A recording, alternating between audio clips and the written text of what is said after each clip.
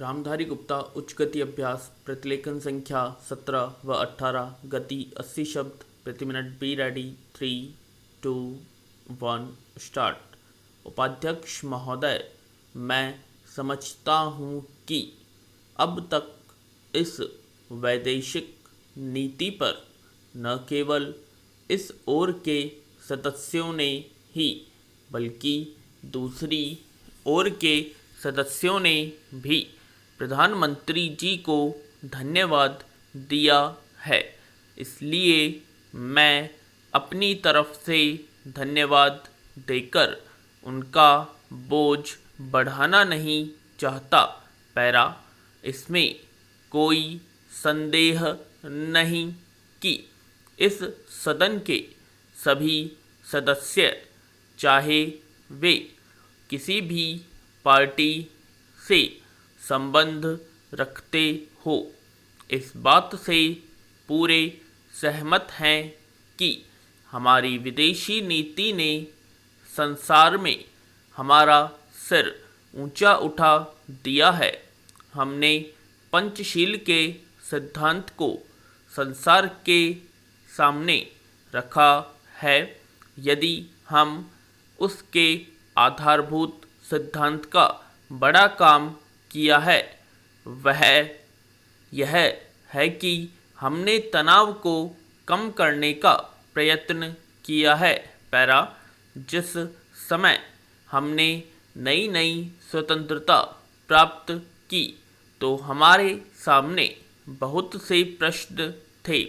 उनके साथ ही हमारे दो बड़े गुट थे जो कि एटम बम और दूसरे बम लिए हुए हमको चुनौती दे रहे थे कि अगर हमने उनमें से किसी एक गुट में सम्मिलित नहीं हुए तो हमको बड़ी कठिनाई होगी। विराम, उस समय भी हमारे प्रधानमंत्री ने हमारे देश की वैदेशिक नीति को इसी स्तर पर रखा जिसके कारण आज हम संसार में अपना सिर ऊंचा उठा सकते हैं। विराम, हमने जो संसार के सामने पंचशील के सिद्धांत को रखा, उसका सबसे बड़ा फल यह हुआ कि एक सम्मेलन हुआ जिसकी ओर मैं आपका ध्यान दिलाना चाहता हूँ।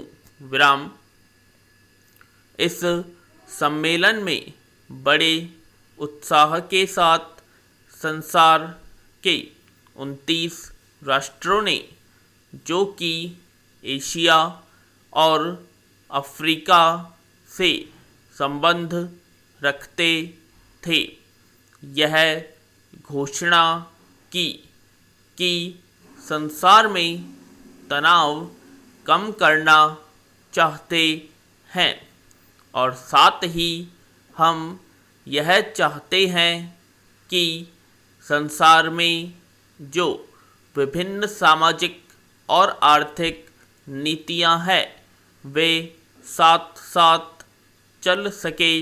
विराम, हमारी वैदेशिक नीति में जो सबसे महत्वपूर्ण चीज़ है वह है सह अस्तित्व की भावना। उसी भावना के फलस्वरूप हम देखते हैं कि आज कोरिया का युद्ध नहीं हुआ, जो कि एक तीसरे विश्व युद्ध के रूप में परिवर्तित हो सकता है। विराम, हमारी इस नीति के कारण हमारे अमेरिकी मित्र हमसे कुछ अप्रसन्न भी हो गए। लेकिन यदि हम ऐसा न करते तो आज संसार को तीसरा युद्ध देखना पड़ता। मैं बहुत ज़्यादा समय नहीं लूँगा, थोड़ा ही लूँगा। पैरा उपाध्यक्ष महोदय, मैं निवेदन कर रहा था कि जब हम कोई प्रश्न उठाएं तो यह देखें कि इसमें कहाँ तक बढ़ा सकते हैं। किसी चीज़ का मूल्य क्या हो, महंगी पड़े या सस्ती पड़े, इसको हमें विशेष नहीं देखना है। गांधी जी ने कितनी ही बार हम लोगों को यह बात समझाई कि मूल्य किसी चीज़ का रुपए पैसे में क्या है, यह कोई महत्व की बात नहीं है।